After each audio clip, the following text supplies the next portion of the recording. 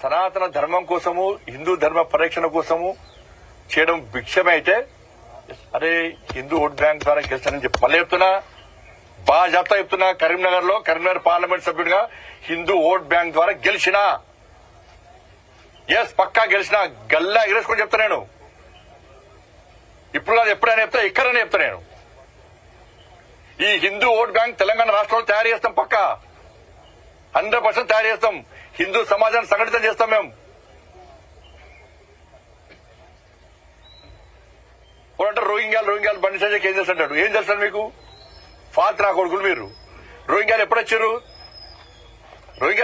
దేశంలోకి 2014 కంటే ముందు ఇతర దేశాల నుంచి వచ్చిరు ఇవాళ కాంగ్రెస్ పార్టీ ప్రభుత్వం అధికారంలో ఉంది ఫ్లైట్ రాలో బార్డర్ దాటి వచ్చిరు ఫెన్సింగ్ ఇప్పుడు కట్టిస్తున్నారు నరేంద్ర మోడీ ప్రభుత్వం ఫెన్సింగ్ కట్టిస్తున్నది ఇప్పుడు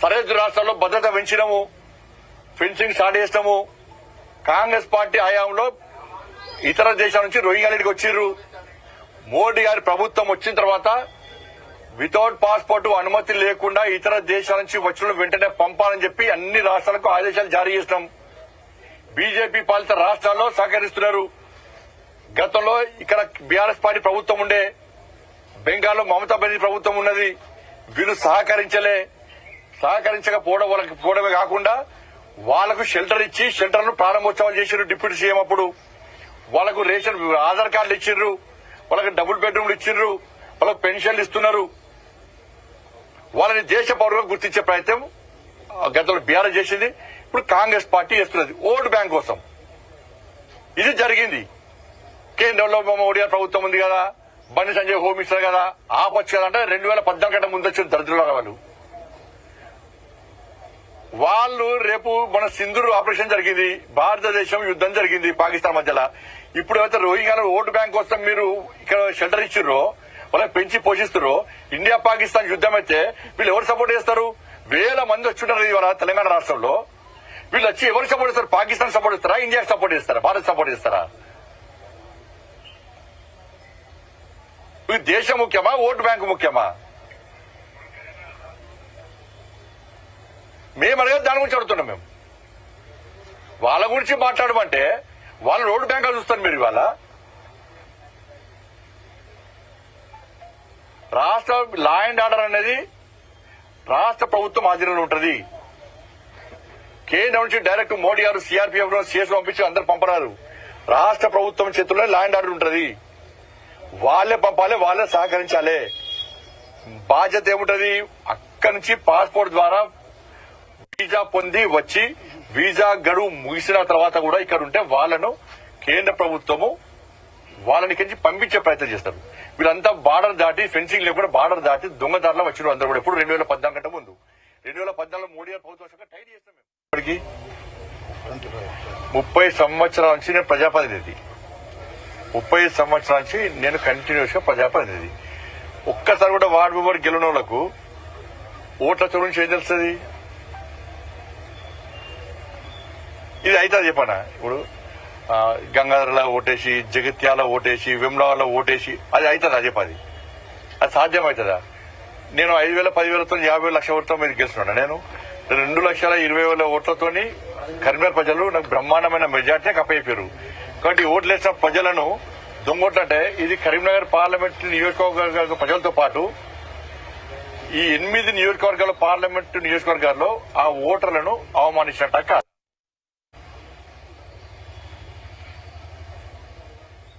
ఒక్కొక్క ఇంట్లో 10 ఓట్లు నేనేమంటానంటే సరే రేవంత్ రెడ్డి గారు స్పందించాలి అసెంబ్లీ రద్దు చేయాలి ఎన్నికల కమిషన్ లెటర్ రాయాలి రాసి మొత్తం పూర్తిగా ఒక్కొక్క ఇంట్లో డబుల్ ఓట్లుండి అన్ని తీసేయమని చెప్పి లెటర్ రాయాలి దాని తర్వాత మళ్ళీ ఎలక్షన్స్ పెట్టుర్రి మళ్ళా కాంగ్రెస్ పార్టీ అధికారంలోకి వస్తే రాజకీయ సంఘాలు తీసుకుంటాను నేను జనము రాళ్లతో కొడుతున్నారు 2,500 ఇవి మహిళలకు ఇస్తాయి 4 రూపాయల పెన్షన్లు ఇవి 4 రూపాయల నిరుద్యోగ వృత్తి 2 లక్షల ప్రభుత్వ ఉద్యోగాలు ఇవి తులం బంగారం ఏది స్కూటీలేవి మా డిఏలేవి ఫీజు రియంబర్స్మెంట్ ఏది ఆరోగ్యశ్రీ బకాయిలేవి 12 రైతు కుళ్ళకేవి ఇంకా 22 లక్షల మందికి రైతు భరోసా ఏది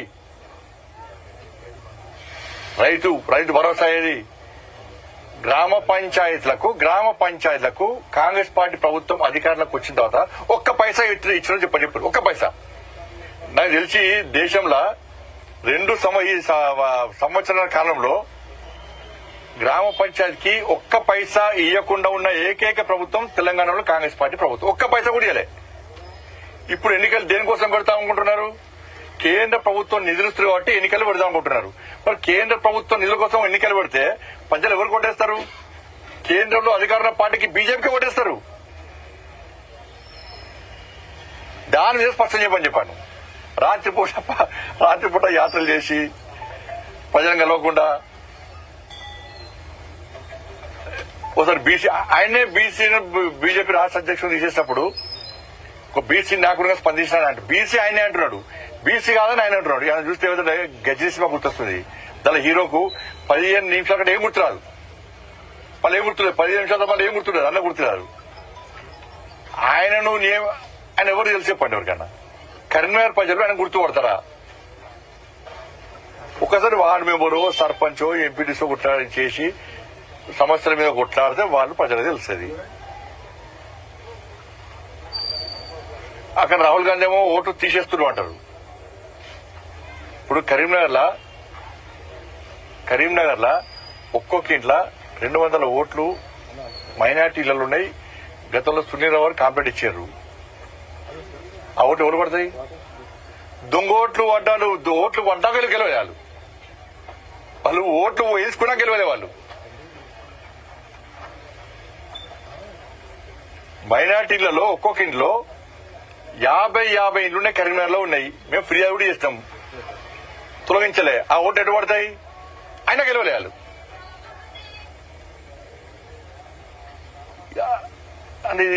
అన్ని ఏం ఆడుతున్నా ఆయనకు అర్థమవుతలేదు. అవగాహన అయితే ఆయనకు ముంగట ఇద్దరం కూడా టక్క విజిల్ లేగానే రెచ్చిపోయి మాట్లాడతానంటే చెప్పండి. మేవేరి ఓట్లు అక్కడిక్కడ వేసే అవకాశాలు ఉంటాయా? ఇలా బీసీ అని బీసీ నాయకుడు విమర్శిస్తారు. బీసీ రిజర్వేషన్ ఏమంటే ముస్లిం రిజర్వేషన్ ఇస్తారు. బీసీ రిజర్వేషన్ ఏమంటే ముస్లిం రిజర్వేషన్లు ఇస్తారు. ఉపరాష్ట్రపతిగా బీసీ అభ్యర్థులు నిలబెడితే వీళ్ళు ఓడగొట్టే ప్రయత్నం చేస్తారు.